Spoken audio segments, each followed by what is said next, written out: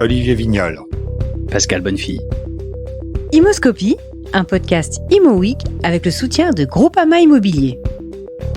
Olivier Vignol, bonjour. Vous êtes un de ces professionnels très attachants et très intéressants du secteur puisque vous avez connu pratiquement tous les métiers. Alors, les connaît-on toujours, mais enfin presque tous les métiers du secteur et ça n'est pas si fréquent et peut-être aussi toutes les crises et toutes les difficultés du secteur. Et nous allons en parler aujourd'hui pour découvrir un peu mieux la personnalité. Aujourd'hui, on vous connaît, vous êtes le patron d'ICAD, grande foncière d'aujourd'hui, mais moi j'aimerais un peu savoir ce qui s'est passé avant. Alors, vous avez aujourd'hui 58 ans, je ne me trompe pas. C'est exact, et malheureusement. En pleine jeunesse, en tout cas, c'est moi qui le dis. Et alors, je vois sur votre notice Wouzou un parcours assez classique. Sainte-Croix de Neuilly. C'est exact. Le lycée, les bons pères. Les bons pères, bravo. Le lycée Carnot à Paris. Pour la prépa. Pour la prépa. Et on réussit HEC. Pourquoi HEC ? Ah bah pas, je sais parce que je faisais une prépa école de commerce et que c'était et c'est toujours la meilleure école de commerce, en tout cas en France, et que quand on a la chance d'être pris dans plusieurs, bah on va dans la première. Donc comme j'avais eu la chance d'être pris, mais avec d'autres aussi, bah j'ai choisi d'aller à HEC sur le beau campus de Jouy-en-Josas. Mais ma question était plutôt pourquoi une école de commerce alors, on va dire plutôt. Alors pourquoi une école de commerce ? Parce que je reconnais, ils étaient pas très bons en chimie et en physique, donc à Sainte-Croix en terminale, alors avec un garçon très éminent qui a très bien réussi, comme le président du MEDEF, Geoffroy Roux de Bézieux, avec qui j'ai fait ma scolarité dans le secondaire. On a plutôt opté pour les prépas écoles de commerce que moins que Polytechnique, voilà, c'est ça peut-être. Parce que la physique, la chimie, c'était pas notre point fort. Donc, une fois ce choix fait, vous voici à HEC. Quel souvenir vous conservez de jouer en Josas? C'est des années extraordinaires, c'est des années de liberté, c'est des années, voilà, où on est autonome, on a une pression qui n'a plus rien à voir avec celle qu'on a connue. Oui, qui est prépa, assez forte avant. Qui est assez forte. C'est une des critiques qu'on fait sur le système des grandes écoles en France. Beaucoup de pression pendant la prépa et puis après, nettement moins. Et j'y ai gardé beaucoup de copains et notamment pas mal qui sont encore dans l'immobilier. On pourrait citer Pascal Duhamel, Jean-François Drouet, qui sont des gens que j'ai connus à HEC et qui sont restés depuis lors des très bons copains, au-delà d'être des collègues avec lesquels j'ai pu aussi l'occasion de travailler. Mais à l'époque, justement, à HEC, est-ce que le parcours vers l'immobilier, c'était quelque chose de si fréquent ? J'ai l'impression que ça l'était moins qu'aujourd'hui, non ? Alors, c'est pas que c'était pas fréquent, c'est que ça n'existait pas. Je pense pas que dans tous les... Il y avait dans les troisième années, il y a des cours de spécialisation par métier, l'audit, le marketing, la finance, le contrôle de gestion, la compta, puis tout un panel d'une quinzaine de professions, mais alors, de l'immobilier, il n'est jamais entendu parler à cette époque-là, et il faut rendre, si je peux, celui qui est le premier probablement, enfin, les HEC les plus connus qui avaient entamé cette profession immobilière. Alors c'est des noms, on pas vous dire, enfin peut-être à vous Pascal. Oui, parce que je suis un vieillard, voilà, mais alors pour les autres. Jean-Claude Bourdet, bien sûr, pour son connu, Jean-Pierre Forgeot, bonne année, étaient des grands anciens d'HEC, mais c'était vraiment des spécimens rarissimes. Quand on avait fait cette école, d'aller dans cette profession. Mais c'est juste qu'elle était pas connue et surtout pas aussi développée qu'elle ne l'est aujourd'hui. Oui, et ça c'est le signe de la professionnalisation aussi considérable du secteur qui peu à peu a accueilli des très grands diplômés. Oui, je crois pas qu'on puisse faire le reproche à ceux qui nous ont précédés dans la profession de ne pas avoir été professionnels. Simplement, c'était un secteur qui était nettement moins développé. L'immobilier, c'était surtout à l'époque le résidentiel. Commençait depuis la fin des années 70 l'immobilier d'entreprise, hein. Jean-Claude Bourdet et Auguste Thouars, mais c'était pas développé. Donc comme c'était pas développé, il y avait pas d'offre d'emploi. Et celui qui a été un peu systématique, c'était Jean-Pierre Forgeot, qui était directeur général d'Auguste Thouars à l'époque, et qui avait fait HEC lui-même et s'était dit je recruterai beaucoup d'HEC dans les équipes. Oui, mais c'était quand même assez rare, encore une fois. Moi, à l'époque, je débutais dans l'observation de ce secteur, et c'est vrai que, on va dire, les très grands diplômés dans le secteur de l'immobilier étaient assez rares. C'était souvent des self-made men, des gens c'est pas pour ça que n'était pas de très grande qualité, hein, mais il y avait moins de très hauts diplômés. Il y avait beaucoup d'entrepreneurs, mais très peu d'énarques, par exemple. Il y en a non, les énarques sont venus après. Après vous. On n'a pas été épargné. Le secteur, malheureusement, je devrais pas, parce qu'on va. Non, là, on va se faire des ennemis. Ne dites pas ça. Pas de nom. Non, mais il y avait beaucoup d'ingénieurs quand même, parce que dans la limite de la promotion et la construction, il y avait quand même, c'est quand même un métier très technique. Les ingénieurs STP. Mais dans les aspects, vous dire qu'à l'époque, par exemple, le métier d'asset manager tel qu'on le connaît aujourd'hui, il n'existait juste pas. Donc, les compétences financières ou autres n'étaient pas demandées, puisque le métier n'existait pas. Il est né à la fin des années 90. Voilà, donc il y avait de tout, mais peu importe le diplôme. Ça, c'était ce cas là. Vous avez un angle d'approche très franco-français. Les Américains, vous savez, tout ça n'a pas beaucoup d'importance. L'important, mais nous sommes en France. L'âme entrepreneuriale, vos compétences, votre enthousiasme, etc. Mais le diplôme, finalement, et c'est aussi bien comme ça, n'a pas beaucoup d'importance. On va le dire. Alors, à la sortie donc de cette prestigieuse école, vous allez chez Arthur Andersen, qui est aussi un sujet classique, ça, pour un diplômé d'HEC, non? Alors, oui, j'ai été chez Arthur Andersen. Alors, est-ce qu'elle m'avait demandé de raconter des souvenirs personnels? Oui.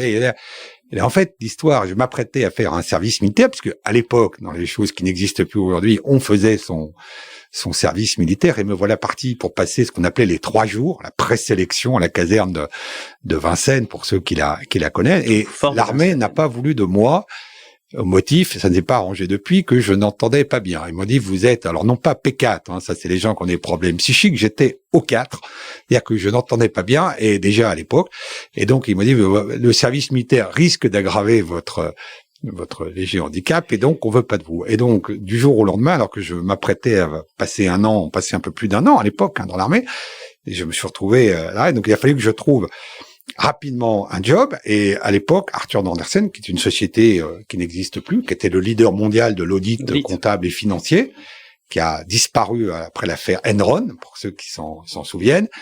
Arthur Andersen recrutait probablement 20% de la promotion d'acheter, parce que c'était un métier en très forte croissance, et donc j'avais là l'opportunité de rentrer assez rapidement. Donc j'ai fait à peu près 1 an et demi dans cette société, qui était vraiment une société extraordinaire, formation comptable et financière extrêmement forte, etc. Et moi, je sais que je regarde encore des bilans, des comptes d'exploitation avec la méthode et les process qu'on avait à l'époque chez Arthur Andersen. Donc, ça a été 1 année et demie passionnante. Donc, 1 année de formation avant le grand saut vers l'immobilier. Ça y est, vous allez rentrer vraiment dans le monde de l'immobilier en 87, en entrant dans la plus grande maison à l'époque de conseil en immobilier entreprise. Le nom a disparu, mais c'est Auguste Thouars. Et alors, comment ça se passe? Alors, en fait, ça c'est parce que dans mon CV, on raconte pas tout. Dans les faits, mais voilà, il y a des trous, il y a des trous. On est là pour les combler. Les chasseurs de tête et les DRH, c'est important, c'est de repérer les trous dans les CV. Repérons-les. Là, la réalité, c'est que comme finalement, je m'étais dit, je vais faire un peu plus d'1 an à l'armée. À l'époque, on faisait aussi beaucoup la coopération. C'est-à-dire que quand on avait des gens qui étaient envoyés dans les ambassades pour aider les services économiques. Donc, en fait, j'avais des copains qui, eux, n'avaient pas été réformés dans beaucoup d'ambassades dans le monde entier. Et donc, je me suis dit, je vais aller les voir. Donc, en fait, je suis parti faire le tour du monde. Donc, après 1 an et demi chez Arthur Andersen, vraiment passionnant, l'Amérique du Sud, l'Asie, etc. Et je ne veux pas parler de souvenirs trop personnels, mais j'ai perdu mon père à ce moment-là, et donc j'ai interrompu au bout de 8 mois ce voyage. Il a fallu que je rentre, et j'ai dû en plus. Mon père avait à l'époque une exploitation d'hôtellerie et de restauration dans le Loiret, à Châteauneuf-sur-Loire pour ceux qui connaissent, et donc il a fallu que du jour au lendemain, 8 jours avant, j'étais en Chine, une île perdue du sud de la Chine. Et 8 jours après, j'étais malheureusement à Châteauneuf-sur-Loire à reprendre l'exploitation de mon père et pour la céder. Donc ça m'a occupé. Donc j'ai fait ça 8 ou 9 mois. gardé des souvenirs intéressants, l'hôtellerie, de la restauration, qui sont des métiers d'hommes, des métiers de main d'œuvre, des métiers où il y a beaucoup de gens. Mais là, donc j'ai vendu cette exploitation. Et puis là, je me suis demandé ce que j'allais faire. Et je voudrais pas parler de souvenirs trop personnels, mais à ce moment-là aussi perdu ma maman. Donc c'était un peu compliqué. Un peu plus d'un an après perdre mon père, et j'avais à l'époque des frères, voilà, des petits frères mineurs, etc. Et vous êtes devenu chef de famille chez Arthur, j'étais chef de famille. Ouais. Avec 3 frères, 2 mineurs, etc. Et mes parents étaient décédés, et vous pouvez pas retourner chez Arthur Andersen parce que cette entreprise avait quand même comme caractéristique de vous faire travailler. À l'époque, on s'en émeuvait pas, mais 12 à 14 heures par jour.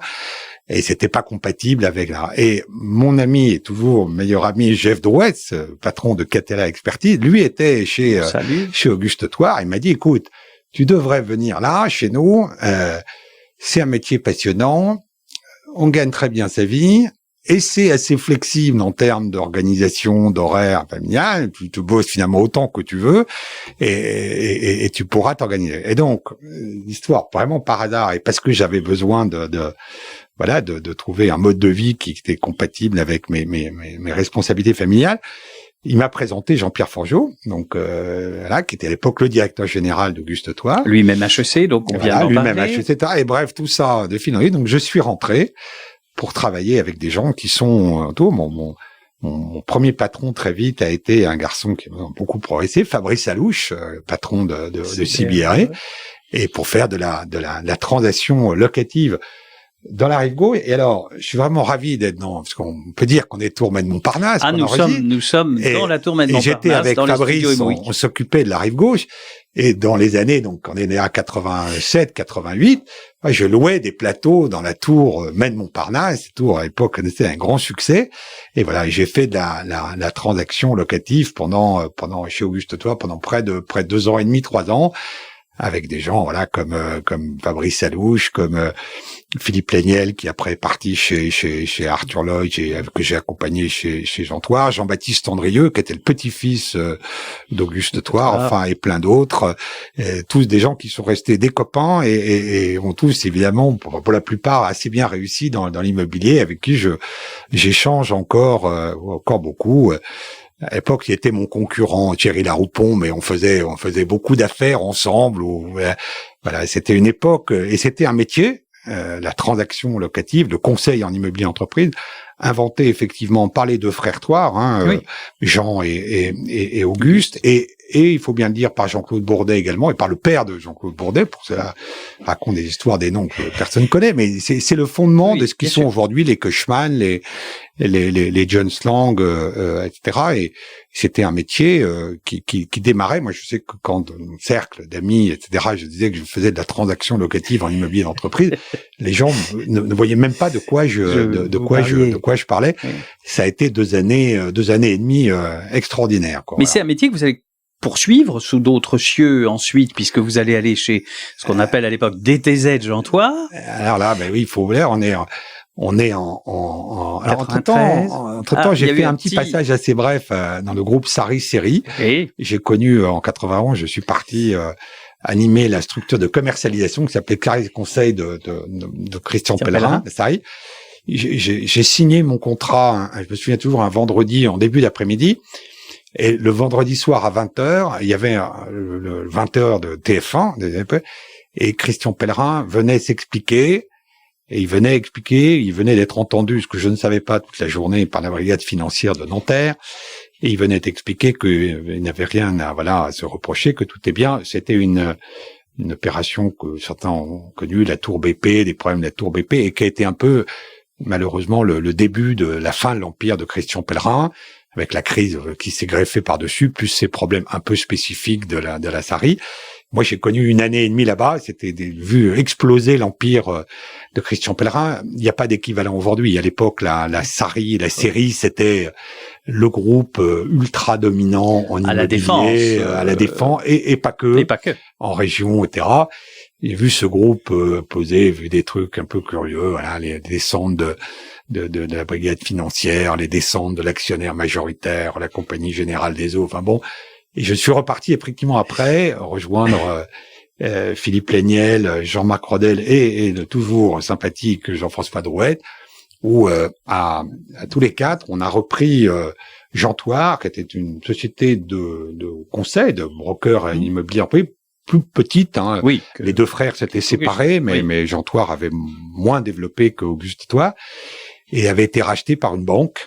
Ils n'ont pas connu, une banque avait le comptoir des entrepreneurs, qui avait lui-même explosé dans la crise immobilière de l'année 91, et donc voulait vendre cette participation qu'on a racheté à 4. C'était des années très compliquées parce que la crise a duré beaucoup plus longtemps qu'on l'avait imaginé. Tout le monde pensait en 91 que cette crise allait durer un an et demi, et pour ceux qui s'en souviennent, elle a duré jusque vers 96, 97 avant que donc il y a eu quelques années assez longues, mais voilà, ça aussi, j'ai gardé beaucoup de copains de cette époque-là. Il y avait Stéphane Thoriot, il y avait Jean-François Drouet, il y avait ceux qui ont connu Christophe Clamingérand, après c'était des époques, en plus on est très soudés parce que l'époque était assez difficile. Et ce métier de conseil, de transaction, vous l'aimiez, je vois à votre visage d'ailleurs que vous aimiez ce métier. J'ai dit encore aujourd'hui, je vois beaucoup malheureusement, maintenant, vu mon grand âge, on m'invite à donner des conseils aux jeunes. Alors je me sens moi-même très jeune, mais je pense sincèrement que c'est métier de la transaction immobilière, que ce soit en locatif, en investissement, en conseil. Et je pense que c'est la meilleure formation pour les gens qui sont attirés par ce métier. Parce qu'en fait, dans un laps de temps assez court, vous voyez énormément de produits, énormément de propriétaires, énormément de locataires potentiels, etc. Vous discutez. Vous êtes finalement avec une mission d'essayer de trouver des solutions, de rapprocher des parties, et vous voyez surtout, ce qui est le plus important dans notre métier, vous voyez énormément de produits, de terrains, d'immeubles, etc. Et donc une connaissance des marchés très importante. Moi, je suis toujours frappé par ça. Et moi, profonde. Comme les immeubles ne changent pas si vite que ça, moi, je revois passer des dossiers que j'ai connus une fois, 2 fois, 3 fois, que j'ai connus de cette période, et aux gens qui sont qui sont intéressés par ce métier, parce que maintenant il y a des écoles, il y a des formations dans toutes les écoles, il y a des masters, il y a tout ce que vous voulez. Les gens qui me demandent mais par quel biais il faut que je rentre, moi j'ai dit écoutez, si vous avez un minimum de fibre commerciale, parce qu'il faut quand même il faut un peu aimer ça tout de même. Faut quand même aimer ça, mais vraiment ce métier de la transaction a énormément de vertus en tant que première expérience dans l'immobilier. C'est un autre métier tout à fait intéressant, mais celui-là, pour démarrer, moi, me semble vraiment quelque chose que je trouve très intéressant et que dont je garde d'excellents souvenirs. Imoscopie, un podcast Imo Week avec le soutien de Groupama Immobilier. Alors, après DTZ Jantoire, Bouygues Immobilier Conseil, là c'est une expérience assez courte. Une expérience très courte. Il y a des gens, des groupes avec qui on se sent bien. Des gens, pourtant j'avais un patron exceptionnel, pour ceux qui le connaissent, Robert Cox-Nicole, un très très grand monteur d'opérations pour le groupe Bouygues. Mais c'était la fin de la crise. Le groupe Bouygues Immobilier était lui-même à l'époque, ça s'appelait pas Bouygues Immobilier, il y avait 3 sociétés de promotion, il y avait cette société de conseil et de gestion, il y avait un patron historique, monsieur Bourreau-Lacouture, dont la fille connu certains, voilà. Absolument. Mais voilà, je me suis pas senti complètement bien, et donc je suis pas resté très longtemps, et en fait je suis parti. Je suis un des clients de Bouygues Immobilier, puisque on conseillait sur un certain nombre d'opérations la SFL. Et donc justement, alors là, il y a changement de métier quand même. Là, vous entrez dans une foncière très respectable, très ancienne d'ailleurs, une institution, on va dire. Une vieille dame, hein. Voilà, une très vieille dame. Oui. Toujours là d'ailleurs, mais là, de très belles tenues. Et là, la SFL, c'était la foncière créée par Henri Germain à la fin du 19e siècle, du Crédit Lyonnais et de la Lyonnaise des Eaux. Alors les gens ont un peu oublié, mais c'était un monsieur, 3 arrondissements fait par lui à Lyon, tout le boulevard Carnot à Cannes, au-dessus, c'est Henri Germain. Enfin, voilà, dans le 16e arrondissement, des milliers d'appartements à Paris. Voilà, un monsieur très entreprenant. Et il avait créé cette société foncière qui était, quand j'y suis arrivé, dans l'orbite du groupe Aviva, groupe d'assurance anglais bien connu, qui lui-même venait de racheter le groupe Victoire, un groupe d'assurance français. Et mon patron était un Anglais, est arrivé avec le rachat du Victoire par Aviva, Alec Emmott, pour ceux qui l'ont connu, qui faisait partie de toute cette vague d'acteurs de l'immobilier anglais, britannique, qui était arrivé en France dans la fin des années 70, des années 80. Et Alec m'a fait... qui ont beaucoup apporté l'immobilier français. Énormément, d'ailleurs. parce qu'ils ont apporté déjà une première vague d'aspects financiers, ils ont apporté des modes de construction un peu différents, et l'immobilier d'entreprise était beaucoup plus développé en Angleterre et au UK qu'en France. Donc voilà, et Alec m'a fait confiance, parce que comme je disais, c'était pas mon métier, ni d'être investisseur, ni d'être asset manager. Voilà, moi j'avais fait de la transaction et de la commercialisation. Donc, et est-ce que ça vous a plu, ce nouveau métier? Oui, alors c'était la SFL, c'est une société superbe, d'avoir un patrimoine dont on est toujours très content de s'occuper, parce que les plus beaux immeubles, c'est pas les plus beaux immeubles de Paris. Les plus beaux immeubles de Paris. Voilà, c'était très intéressant parce qu'il y avait toutes les classes d'actifs quasiment. Il y avait beaucoup de résidentiels à l'époque, moins maintenant chez SFL. On a beaucoup vendu à l'époque. Il y avait des bureaux, bien sûr, sans le fameux centre, le centre d'affaires du Louvre, et d'autres. Voilà. Et puis il y avait, on avait fait on avait acheté l'opération Édouard VII à la Générale qui était devenue actionnaire. Donc voilà, il y avait du commerce aussi un peu. Donc c'était vraiment tout type de choses, très concentré géographiquement, et ça a été des très top parce que Aviva, donc qui était l'actionnaire principal, voulait développer. Donc on a effectivement développé en rachetant l'opération Édouard VII, et la Générale était devenue actionnaire. On avait racheté donc le centre d'affaires du Louvre, et le propriétaire qui était le fonds de pension des Postes et Télécoms britanniques était devenu actionnaire.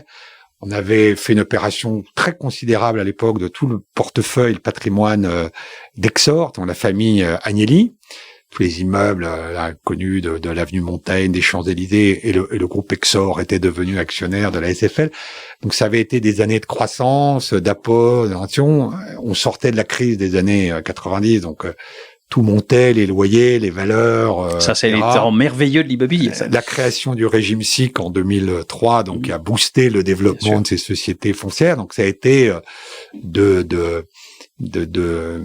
98 à 2005, des années vraiment passionnantes. Et Alec Emmott et mon président Yves de Flin, pour ceux qui l'ont connu, m'ont fait m'ont fait l'honneur de me donner beaucoup de responsabilités assez jeunes, et me laisser une assez grande latitude. Et donc ça a été vraiment des années assez passionnantes. Alors quand on vous entend évoquer toutes les opérations dont vous venez de parler, là on se dit aussi que ces slogans qui sont aujourd'hui les vôtres d'ailleurs, mais pas que, sur faire la ville, construire la ville, ça n'est pas que du slogan. C'est-à-dire que quand on fait de l'immobilier, on réalise des projets, on change la vie aussi quotidienne de beaucoup de gens, on intervient très directement. C'est sûrement le cas. Alors on le faisait sans le dire, peut-être à l'époque. Mais vous le faisiez. Mais les opérations comme tous se connaissent, la rue Paul Cézanne, comme l'opération Édouard VII, comme voir encore le projet des rénovations du centre d'affaires du Louvre. Et j'ai fait les premières évictions. Donc je me dis, ça fait 15 ans que ce projet va aboutir, mais j'ai démarré. Finalement, on avait pris la décision de dire, toujours très long à Paris. On va fermer le centre, le Louvre des Antiquaires. 300 locataires qui avaient chacun des petites boutiques de 20 mètres carrés. Pas facile. Et il a fallu, donc, on faisait, les règles d'urbanisme étaient beaucoup moins contraignantes. On avait probablement plus de latitude parce que les choses étaient un petit peu moins compliquées. Tous ces problèmes d'affectation, tout ça étaient beaucoup plus souples. Et quelque part, on avait probablement plus de marge de manœuvre. Voilà, les choses y allaient, mais c'était des années passionnantes. Et comme je vis encore à Paris, je passe régulièrement devant ces immeubles, de certains projets dont je suis non toujours fier, mais toujours je me remémore ces souvenirs toujours avec beaucoup d'intérêt. Et donc en 2005, vous, après un septennat, vous quittez la SFL et vous changez à nouveau de métier. C'est-à-dire qu'en 2005, on avait, il y avait une société que certains vous connaissent qui s'appelait Sophia, qui avait été mise en vente par ses deux actionnaires, qui s'appelait à l'époque les AGF et la Société Générale, qui était lui-même actionnaire. Et on avait fait une offre et on devait remporter Sofia et donc faire connaître à la SFL une table de développement. Puis on a eu un petit souci dans la dernière ligne droite et qu'il y a eu une contre-PA lancée par quelqu'un que je vais retrouver quelques années après, par Olivier Piani, qui était à l'époque à la tête de GIR et l'Esthète, et il a sûrement payé trop cher à l'époque, parce qu'il a fait une contre-PA. Je vous laisse responsable de oui, de mes propos, mais je souris, j'adresse mon amical bonjour. Mais voilà, et donc finalement, on s'est retrouvés, contre-PA sur Sofia, la réunion, on réunit les conseils d'administration, on monte les gros bras, on dit bon, alors nous on va refaire une surenchère encore par-dessus. Et là, le conseil d'administration de SFL nous dit non, ça serait pas raisonnable. Et d'ailleurs, quand on voit le prix que certains sont prêts à payer pour société foncière, la bonne idée, c'est probablement pas d'en acheter une, mais peut-être de vendre. Donc, voilà. Et, ça peut donner des idées. Donc vraiment, là, on le prix. Les amis italiens d'Exor et nos amis anglais de Aviva ont organisé un process de vente d'SFL. Et je vois les noms, c'est toujours les mêmes noms finalement, il n'y a pas changé. Gagné à l'époque par Colonial, donc qui vient, je vois, de prendre le contrôle. Donc ça fait quand même 16 ans après le contrôle complet de SFL. J'ai vu ça la semaine dernière. Et c'était à l'époque José Luis Bruguera qui était déjà à la tête, alors beaucoup. Le patron de SFL avait changé, c'était Yves Mention, et on devenait une filiale de Colonial. C'était passionnant, on avait des contacts, c'était nouveau pour moi, avec Colonial, qui était à peu près l'équivalent de SFL à Barcelone, et à même genre de patrimoine, de société.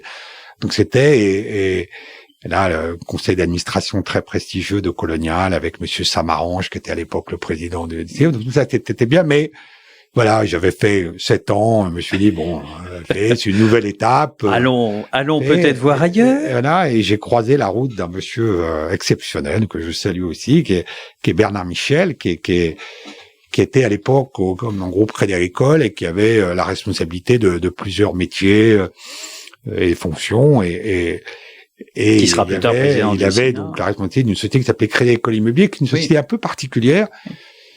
C'est un groupe Crédit Agricole, on aime beaucoup l'immobilier. Il y a beaucoup de gens qui font de l'immobilier, donc dans ces grands groupes toujours à terre. Et chez Crédit Agricole Immobilier, on faisait quand même de la promotion. On faisait de l'asset management, soit pour le compte de Crédit Agricole SA, soit pour le compte de l'assureur du groupe Predica et Pacifica. On faisait de la gestion locative pour un certain nombre de là, dont les SCPI du groupe qui étaient à l'époque sont maintenant gérés par Amundi. Donc voilà, il y avait un certain nombre de métiers, de services. Là, il y avait des sociétés de projets. Et avec Bernard, je crois qu'on s'est compris. On s'est compris très très vite. Et donc voilà, j'ai rejoint Crédit Agricole en 2005 ou 2006, heureusement. J'ai les fiches. Moi, j'ai les marqué fiches dans la fiche. et avec Bernard, et c'était l'époque, le groupe Crédit Agricole était dans des grandes réflexions pour constituer un pôle foncière, pour constituer avec les caisses régionales un pôle d'agences de transactions, qui s'appelait Square Habitat. Donc beaucoup de réflexions. Donc on avait vraiment beaucoup travaillé sur un certain nombre de projets. On avait commencé à développer le pôle promotion en rachetant un certain nombre de promoteurs régionaux. Le groupe Monet de Croix qui était assez significatif à l'époque. Et puis est arrivée la crise des subprimes et derrière la crise de Lehman Brothers, etc. Et là, le groupe Crédit Agricole a évidemment payé un lourd tribut à l'époque, à cette crise financière qui était une crise du monde bancaire. Et donc tous ces projets de filières immobilières très très développés à l'époque, Crédit Agricole qui avait 2 métiers, banquier et assureur, avait affiché publiquement sa volonté d'avoir un 3e métier qui était l'immobilier. Mais tout ça a été un peu embarqué par la crise des subprimes. Bernard Michel est parti prendre la responsabilité, la tête du pôle assurant. Donc, j'avais perdu un peu mes repères, parce qu'il y avait plus ces grands projets de filière immobilière, et mon mentor dans le groupe Crédit Agricole était parti faire autre chose. Et j'ai à l'époque, donc on est en 2009, je pense. J'ai croisé la route de celui qui m'avait fait une contre-PR. Oui, on retrouve Olivier Piani, là. Voilà. Ouais. Donc, c'est retrouve Olivier Piani qui venait de prendre la responsabilité mondiale de l'immobilier d'Allianz après le parcours extrêmement brillant qu'on connaît à la tête de GE Real Estate. Et lui-même, pareil, GE avait connu un succès énorme dans sa plateforme immobilière, mais avait aussi connu la crise des subprimes aux États-Unis. Donc Olivier avait lui-même réorienté ses activités et m'a demandé de le rejoindre pour m'occuper de la France et du Benelux, qui était un patrimoine très chez Allianz. Parce qu'en fait, Allianz en France, c'était les AGF. Allianz avait racheté les AGF et il y avait pour ceux qui sont dans ce métier d'assurance, c'était les AGF avaient en termes d'allocation d'actifs un tropisme sur l'immobilier qui était tout à fait significatif, parce qu'il y avait pratiquement 20% des actifs, ce qui est colossal pour une compagnie d'assurance, 20% des actifs qui étaient en immobilier. Avec là aussi des très beaux actifs. Alors, à la fois un patrimoine très ancien de grandes compagnies d'assurance françaises fondées au 19e siècle, et puis des gens qui avaient énormément développé. Pour ceux qui ont connu les patrons historiques de l'immobilier des AGF, comme Christian Gérard ou Bertrand Le Tamandia, étaient des gens qui avaient énormément développé à la demande de leurs actionnaires, les compagnies. Et donc, on avait un patrimoine très, très, très considérable.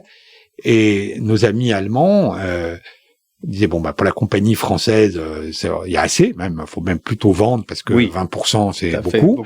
Par contre, nous, toutes les compagnies allemandes, etc., on aimerait énormément. Alors c'est le même groupe, mais c'est pas le même bilan. On veut pas être trop technique, mais donc on a énormément développé, mais en achetant non plus pour Allianz France, mais pour et c'était la mission d'Olivier Piani d'organiser cette plateforme internationale. Donc beaucoup développé.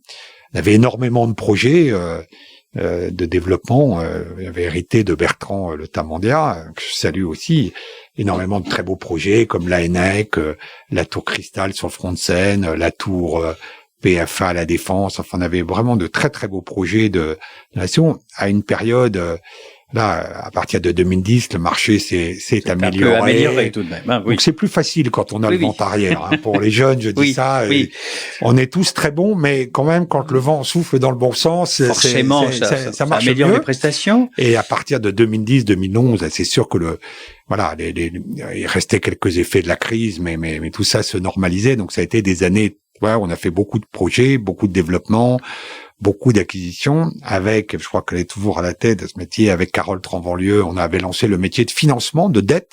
Les assureurs font aussi de la dette aux professionnels. C'est intéressant parce que le premier client d'Allianz en dette immobilière en France, ça a été ICAD. C'est-à-dire que j'avais été vendre ce produit avec Carole à la directrice financière d'ICAD de l'époque, qui s'appelle Nathalie Paladichev. Ça avait été notre premier client. Donc j'ai retrouvé le contrat de prêt 3-4 ans après. Il a fallu dire que je le renégocie parce que j'avais trop bien négocié. Voilà. Et donc ça, c'était très très de très très belles années. Jusqu'en 2015. Et c'est vraiment les époques, déjà au Crédit Agricole, vous êtes devenu une personnalité très très en vue de ce secteur. Vous êtes flatteur. Non, il y a une pierre d'or qui est passée par là, donc c'est toujours... Je me suis beaucoup battu pour avoir des pierres d'or. J'étais beaucoup nominé avant qu'enfin les jurys. Mais oui, c'est ce que disent souvent les gens. Non, c'est vrai que alors, pas être en vue, mais moi je me souviens ma première nomination. Bon, j'avais été battu par notre maître à tous, Guillaume Poitrinal, vous pouvez. Donc c'est vrai que 2 ans après, quand elle était renommé et que j'avais eu cette pierre de property asset manager, moi j'assume, j'en étais très fier, très très content et très fier parce que voilà, je pense que la plupart des gens c'est ça, quand on a le sentiment de faire des choses bien, de faire les choses correctement, peut-être un peu mieux que la moyenne parfois. on connaît que la reconnaissance de ses pairs, en tout cas pour ce qui me concerne, j'y suis sensible. Il n'y a pas de message, hein, il n'y a aucun. Mais il y en a aucun. Mais en même temps, moi qui suis le très modeste fondateur de ces pierres d'or, je me suis toujours dit, il est quand même bien normal que ces grands professionnels du secteur aient une reconnaissance, alors certes par leur pairs, mais je pense que ça a une vraie signification. Et on est toujours content quand on voit qu'il y a quelqu'un qui est content. Voilà, alors c'est vrai qu'il y a aussi les mécontents, ceux qui ne sont pas. Il y a des équipes, tout le monde derrière ces pierres d'or, voilà. Donc j'ai été très, très content. Donc, mais donc en vue, je sais pas, mais quand même, voilà, ça mais j'ai eu cette chance. Et voilà, à un moment dans la vie, faut être lucide, hein, sur ces années. Bien d'avoir le ventre arrière par maman. Et puis voilà, de temps en temps, oui, mais la chance, faut un peu l'aider aussi. Oui, mais faut l'aider un peu, mais voilà, il a la chance de croiser des gens comme Alec Emotte, comme Bernard Michel, et il aurait pu mal se passer, ou Olivier Piani, voilà. Bon, Imoscopie, un podcast Imo Week avec le soutien de Groupama Immobilier.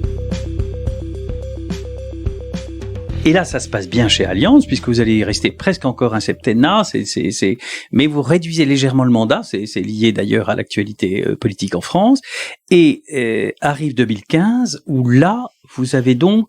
Là, en 2015, voilà, je reçois, je vous raconte, alors je ne donnerai pas les noms, parce que là, mais je reçois un peu, je me souviens toujours, en fin 2014, je reçois 2 coups de fil de gens que je connaissais, et qui me dit, tiens, Olivier, tu peux pas, on peut prendre un verre ensemble dans la semaine. Bien sûr, moi, je suis jamais avare d'aller prendre un pot avec des gens que j'aime bien. Et les deux me disent, à 2 jours d'intervalle, ils disent, écoute, Olivier, faut que je te dise une information sur le code social. Je vais être nommé président directeur général d'ICAD. À l'époque, il y avait un monsieur que j'apprécie beaucoup, Sergei Bovkin, qui arrivait en fin de son mandat. Donc, je comprends peut-être qu'il va pas être renouvelé, mais ça m'arrivait. Les deux me disent, et j'aimerais bien que tu viennes, si je vais être nommé, c'est certain, et j'aimerais beaucoup que tu viennes travailler avec moi. Alors le premier, j'étais très content. Le deuxième, je me dis, je suis un peu surpris, puis il me tenait exactement le même discours que là. Puis j'étais encore plus surpris quand 3 jours après, j'ai reçu un coup de fil d'un chasseur de tête qui me dit, voilà, nous avons un client qui nous mandate pour rechercher le directeur. Ouais, je me dis, ça m'a l'air un peu compliqué, parce qu'il y a déjà 2 personnes qui pensent qu'ils vont avoir les choses, mais il y a un chasseur de tête qui arpente tout Paris pour en trouver un 3e. Et c'est une place qui en même temps est intéressante. Voilà, moi j'avais eu la chance de travailler dans des grands groupes, mais des structures qui étaient toujours au Crédit Agricole ou chez Allianz. L'immobilier, c'est quand même des petites parties de. Ce n'est pas le core business. Et j'avais quand même une petite nostalgie de l'époque SFL. Dans une foncière, l'immobilier, c'est non seulement le core business, mais il y a que ça. Voilà, et donc, même si c'est parfois plus petit, vous vivez toute la journée avec des gens qui ne font que ça. Chez Allianz, c'était gigantesque les montants, mais l'immobilier ne représentait, quand on y était, enfin moi j'étais à l'époque, que au niveau mondial, parce que la GF c'était surreprésenté, mais au niveau mondial c'était 2 à 3% des actifs. Oui, ça, et les actifs dans l'assurance, c'est qu'une partie du business, et pas les parties passives. Donc j'avais un peu cette nostalgie d'être dans une société où finalement on ne parlait que d'immobilier. Et je reconnais qu'en plus, j'aimais beaucoup cette société ICAD. J'avais essayé d'y rentrer par 2 fois, sans succès. Mais vous voyez que parfois on dit la troisième, etc. Une époque avec feu François Jouven, pour ceux qui l'ont connu, quand il était directeur général d'ICAD. Et c'est à l'époque, puisque c'est mon ami Guy Bernfeld qui m'avait préféré, enfin il avait préféré Guy Bernfeld à moi. J'étais pas rancunier parce que j'ai aidé Guy Bernfeld à me succéder chez Crédit Agricole Assurance après. Enfin bon, voilà. Et puis une autre fois, quand il y avait Étienne Berthier, pour ceux qui l'ont connu, qui avait créé le pôle foncière en fusionnant tout un tas de foncières. Et aujourd'hui sous d'autres cieux. Il lui avait préféré quelqu'un d'autre que moi, excellente Inès Redman pour ne pas la nommer. Mais donc c'est des sociétés qui m'attiraient. Et donc voilà, la 3e fois a été la bonne, puisque les grands actionnaires d'ICAD, alors le premier rang desquels la Caisse des dépôts, mais pas que, parce qu'il y avait Groupama à l'époque et Crédit Agricole Assurance, m'ont fait confiance. Et c'est vrai que le fait d'être une société qui fait que l'immobilier, et ce qui m'intéressait beaucoup chez ICAD, c'est qu'elle a plusieurs métiers, c'est que plusieurs classes d'actifs, fait de la promotion, fait de l'investissement dans la santé. Vous avez un peu connu chez Crédit Agricole Assurance, l'investissement dans le tertiaire, Donc franchement, mais ICAD, c'est en termes d'histoire immobilière à son passé, c'est probablement des 3 plus belles sociétés françaises. Voilà, j'espère que je la rendrai au moins en l'état dans lequel je l'ai trouvée, je l'espère, parce que là, c'est une société qui a été créée au début des années 50, qui s'appelait la SIC. Voilà, il y a des histoires. Alors, ça a été ça, c'est créé pour faire du logement social à l'origine. Hein, alors, à l'origine, oui. Voilà. Et pendant longtemps, c'est mon prédécesseur, Serge Grybowski, qui, je crois, de manière tout à fait légitime, puisque son prédécesseur à lui avait coté la société en 2003. Et coter une société dans laquelle il y a du logement social, c'est vrai que rétrospectivement, l'idée pouvait apparaître baroque. Et quand Serge était arrivé, il avait très vite dit, attendez, ça, c'est pas incompatible.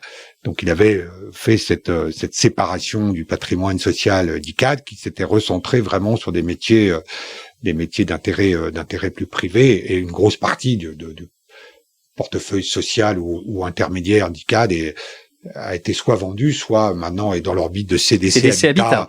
Et c'est beaucoup mieux ainsi. Je crois franchement que la bourse et le logement social, c'est quand même pas... Non, c'est d'ailleurs pas cohérent.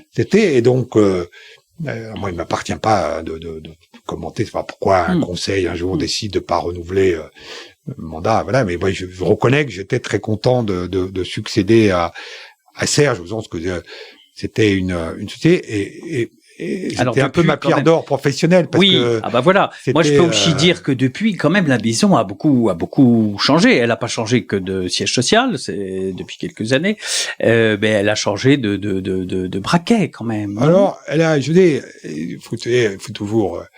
il faut reconnaître que la période des gens qui m'ont précédé, les conditions de marché, c'était quand même un peu compliqué. La période 2008-2011, pour ceux qui étaient sur le marché à cette époque, c'était quand même très très difficile de progresser et se développer.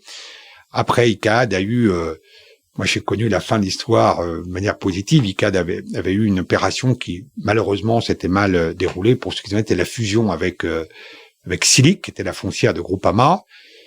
Voilà, les minoritaires s'étaient enflammés contre. L'opération avait été bloquée au tribunal pendant plusieurs années.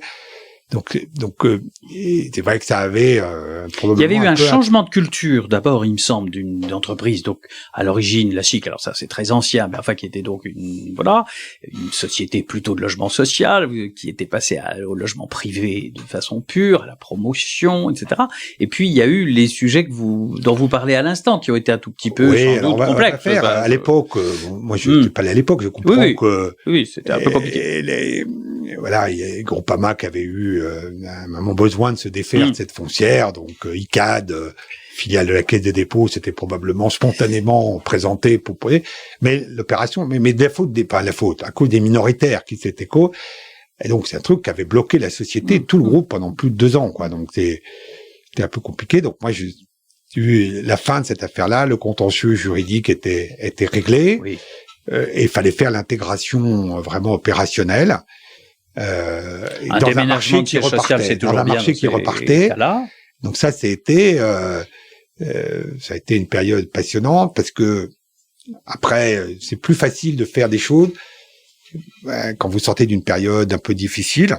Les actionnaires étaient plus prêts à écouter des choses qui pouvaient faire mal. Moi j'ai passé plusieurs mois après mon arrivée, plusieurs centaines de millions d'euros de provisions. Je pense que je n'ai pu le faire que parce que c'était la fin de la période de crise immobilière, mais il fallait le faire pour bouger. Et donc, je crois, le chose dont content, c'est que moi je suis arrivé, en plus j'avais un nouveau président qui ne me connaissait pas, que je ne connaissais pas, et on était tous les deux nouveaux dans la société. Et ça nous a donné, André Martinez, que c'est lui aussi, on est arrivés tous les deux, puisqu'au moment du départ de Serge, les actionnaires avaient décidé de séparer la gouvernance, comme on dit, et donc il y avait un nouveau président. Donc on était tous les deux nouveaux. Des petits nouveaux, entre guillemets. Et ça nous a donné, je pense, une certaine liberté, en tout cas de parole, peut-être pas d'action, je vous racontais, mais parce qu'on était nouveaux, et on a pu faire des choses parce que voilà, on arrivait, et avec André, on a d'abord présenté un plan stratégique, voilà, et fait avaliser, et on l'a fait, et Et on a fait demander, parce que dans une société, je suis bien conscient, c'est le conseil d'administration qui décide à la fin. Hein, c'est le directeur général, il propose, il exécute. Le conseil des, j'ai dit, oui, mais il me semble quand même que ces fonctions de directeur général, vous paraissez d'abord très heureux, moi il me semble, et que vous aimez ça fondamentalement. Alors on a parlé des métiers que vous avez eu l'air de tous aimer, mais j'ai l'impression que ce métier ce que la différence par rapport à des grands groupes comme Allianz, comme l'école, qui sont des groupes exceptionnels, c'est que là, vous avez un projet immobilier, c'est même mon rôle d'en proposer à un conseil d'administration. Alors après, ils sont d'accord, ils sont pas d'accord, on discute, mais bon, c'est beaucoup plus facile dans une position comme la mienne, quand on avait un projet immobilier qui vous intéresse. Ben voilà, vous réunissez le conseil, ils sont là pour ça et ils vous donnent leur avis et on fait. Quand on a des très grands groupes, parfois la décision est plus complexe. C'est un peu plus compliqué. Oui. Je me souviens que les premières opérations dans la stratégie, on avait dit, finalement, on va se développer en région. Bon, je vais expliquer pourquoi je trouvais ça intéressant. D'abord, le conseil a dit, oui, ok, faisons ça. Puis, très peu de temps après, on a dit, voilà, si on veut se développer en région, on peut acheter une société comme ANF, qui était dans l'orbite de Raseo. Pareil, ils peuvent ne pas, mais vous obtenez, vous proposez des projets, vous expliquez pourquoi vous voulez les faire. Puis après, alors, évidemment, quand le conseil est pas d'accord, on n'en parle pas. Cela, vous le saurez pas, donc, on n'en parlera donc pas. On parlera pas, mais c'est le rôle d'un conseil, de challenger les projets présentés par une équipe de management. Il vaut mieux que l'équipe soit bonne. Ce qui est intéressant, c'est que finalement, vous avez une réponse vite. Voilà. Parce que tout n'est pas là. Parfois, vous voyez, vous sentez que ça n'est pas un enthousiasme. Et ça, je trouve, alors ça a des exigences, d'être coté, etc. C'est pas facile tous les jours. Quand le marché vous suit pas, mais vous avez la pression qui monte vite, etc. Mais par contre, ce qui est en termes opérationnels, ce qui est vraiment intéressant, et je rends franchement hommage à mes administrateurs et actionnaires. Il faut toujours rendre hommage à ses actionnaires. C'est un principe de longévité. Mais parce que ils vous donnent des réponses. C'est toujours très frustrant parfois, c'est de pas avoir de réponse, qu'elle soit oui, qu'elle soit non. Mais là, au moins, quand vous êtes dans une société à conseil d'administration, et j'ai la chance d'avoir des administrateurs. Et moi, quand je leur propose des choses, pas dire qu'ils sont toujours d'accord, c'est pas vrai, mais en tout cas, j'obtiens très vite ce que je peux faire, si c'est oui, si c'est non, comment je dois ou je peux le faire, et ça. Et pour ceux qui auraient des doutes, ce qui est extraordinaire dans le groupe ICAD, c'est l'ADN, parce que je voudrais le souligner, pas uniquement pour des raisons politiquement, l'ADN entrepreneurial du groupe Caisse des Dépôts. Et je vais vous dire ça, moi les gens m'avaient dit avant que j'arrive, oulala, mais tu vas voir. Oui, ça va pas être facile. Mais les gens qui disent ça ne connaissent pas le groupe des Caisses des Dépôts. Et c'est bien qu'on est là plutôt pour parler du passé que de l'avenir, mais non. On est en parlons aussi. On a en cours un énorme projet d'introduction en bourse de notre filiale santé, ICAD Santé. Aujourd'hui, plus de 6 milliards d'euros de patrimoine. Cette société a été créée par une femme qui je remets en 2007, qui s'appelle Françoise Delettre. Il y avait zéro actif. Donc on a investi 6 milliards d'euros en développement, en acquisition, en France, à l'étranger maintenant, dans les cliniques, dans les EHPAD, dans des classes d'actifs qui n'étaient pas connus. Oui, qui à l'époque étaient moins à la mode. Je veux dire, non, mais c'est pas que c'était moins à la mode, il faut rendre grâce, et d'abord à celui qui a accepté de appuyer sur le bouton à l'époque, Étienne Berthier, à celui qui a poursuivi l'aventure, Serge Grabowski, et à la Caisse des Dépôts, mais qui a dit, ok, allons-y. C'est la promotion. T'as des gens qui disent, oh là là, la promotion, ça marche pas avec l'investissement. Bon, on peut faire beaucoup de promotion chez ICAD. On fait des projets vraiment considérables.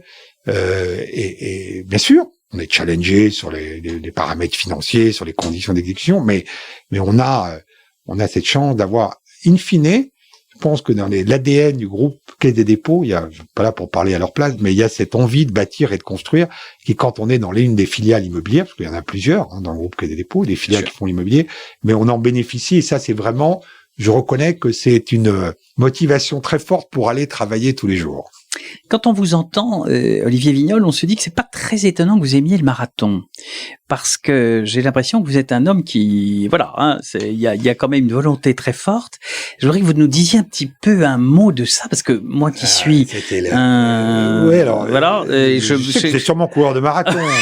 Je n'ai ni le physique ni le cœur. Je suis bonheur. Mais alors dites-moi, comment ça vient d'où d'abord? D'abord, je suis un coureur sur le tard, moi, mais parce que à un moment, je me suis dit, et je trouve, la valeur n'attend pas. Non, ce qui est intéressant dans la course à pied en général, c'est un sport que vous pouvez faire partout, à l'heure que vous voulez, quand vous voulez, sans matériel, sans truc. Vous pouvez le faire seul, vous pouvez le faire en groupe, vous pouvez le faire à deux, vous pouvez le faire en réfléchissant, en écoutant de la musique, en écoutant. Donc c'est la plus grande souplesse qu'on peut avoir quand on veut faire un peu de sport. Après, ce qui est intéressant dans le marathon, enfin, je suis pas là pour, mais c'est quand même le défi, la satisfaction personnelle. Oui, c'est ça. C'est un sport où vous ne luttez pas contre les autres, vous luttez contre vous-même. Oui. Et parce que c'est dur, ça fait mal, et terminer, quel que soit le temps que vous mettez, ça fait toujours mal. Alors, est-ce que je peux être indiscret et vous demander en combien de temps vous le faites actuellement? Ça dépend de la température? Non, de l'année à laquelle vous me posez la question. Alors, votre meilleur score. J'ai un record personnel au marathon de Chicago. Oui. Il y a maintenant 4 ou 5 ans, en 3h19. Je ne franchirai jamais la barre mythique des 3 heures, c'est pour les couleurs de marathon et là, mais à 3h19, je suis dans le, pas mal. Je suis dans le premier tiers, je suis dans le premier tiers. Dans un marathon de Chicago, vous avez 40 000 coureurs. Quand vous terminez 10 millième, bon, ok, il y en avait 9 999 devant, mais il y en avait... Il y en a beaucoup derrière. Il y en avait 30 000 derrière. Voilà, mais j'en ai fait... J'ai la chance d'abord parce que je peux m'offrir ça, voilà, d'aller faire des marathons. On a fait plus on me dit que vous en avez fait pratiquement on a tous des dans les glaces. Malheureusement, la Covid me fait prendre beaucoup de retard sur mon objectif parce que je voulais terminer 60 ans, 60 marathons. Bon, là, j'ai créé, le Covid m'a un peu perturbé. J'ai né 52 à 58, donc 8 à faire en 2 ans. C'est pas impossible, mais il y a du boulot quand même. Ça va être juste, mais il n'est pas encore définitivement. Donc vous avez évidemment fait le marathon de New York parce que c'est le grand. New York, j'ai fait 5-6 fois. J'ai fait 12 fois le marathon de Paris. Grâce à notre nouveau partenaire de Schneider, Cornelis Ponter, je vais me recoller une fois de plus là le 17 octobre. Mais j'ai fait des trucs super. J'ai fait le marathon des sables l'année dernière. Ma dernière course avant la crise Covid sur le lac Baïkal gelé par moins 20 degrés. 42 kilomètres en ligne droite sur la glace, à l'endroit où le lac fait 42 kilomètres de là. C'est des trucs, c'est des souvenirs, voilà. Alors, ça va pas parler à tout le monde, ça va, mais c'est franchement des trucs clairs. Si, moi, ça me parle énormément en me disant, éloge de la volonté. Parce que j'imagine quand même que quand il fait moins 20, on est tellement bien au chaud. La gratification quand vous terminez enfin, il faut commencer, pareil, il faut durer. C'est comme une pierre d'or. Voilà, vous dites, je suis, je vais dire, légitimement, entre guillemets, content de moi. Alors, certains qui me connaissent diront, il est toujours content de lui. Mais c'est pas le sujet. Ce n'est pas idiot d'être content de soi. Mais moi, j'ai fait des trucs là. J'étais courir un marathon au pôle Nord. Alors là, vraiment, au pôle Nord. Bon, évidemment, mon bilan carbone là est peut-être pas un truc à exploser sur le pôle Nord, en Antarctique, mais on voit des gens d'abord, milieu de la course à pied, pas faire des grandes phrases, c'est un milieu d'abord socialement, tout le monde est pareil. Mais vous avez la paire de pompes, c'est la même pour tout le monde, et vous rencontrez des gens de tout milieu, de toute origine professionnelle, sociale. Vous voyez des gens de tous les pays, parce que maintenant tous ces trucs-là, c'est vous mélangez il y a 45 000 coureurs au marathon de Paris, il doit y avoir une 60aine de nationalités. Donc on voit des gens du monde entier. Et voilà. Donc moi j'ai trouvé ça vraiment super. Ça a été c'était mon espoir. Et en plus on travaille en courant. C'est-à-dire que c'est-à-dire, expliquez-moi. Non, mais vous vous entraînez. Et en fait, vous êtes dérangé par rien, pas de téléphone, pas de mail, pas de truc. Et donc, vous pouvez réfléchir, et vous rentrez de votre entraînement, vous prenez votre papier, puis vous notez les 2-3 idées que vous avez eues.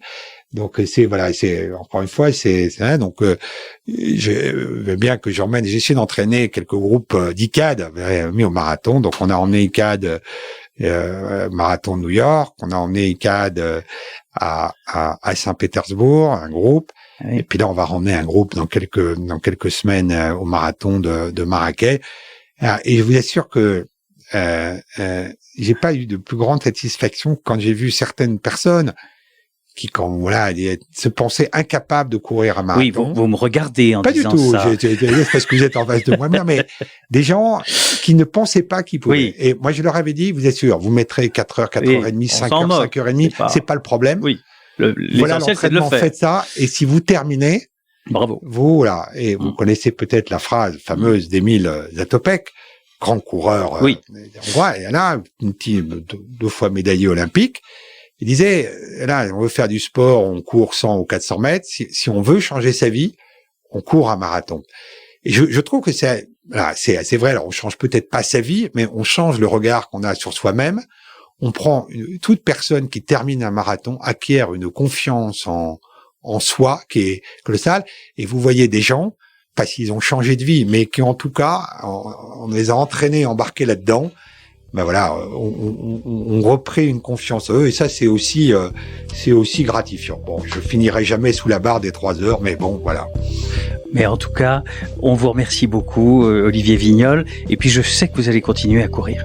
Je pense, et rendez-vous Pascal le 17 octobre à Paris, et je suis ravi de vous offrir un dossard pour le marathon de Marrakech le 31 janvier 2022. Je serai là, merci. Imoscopie, un podcast Imo Week avec le soutien de Groupama Immobilier.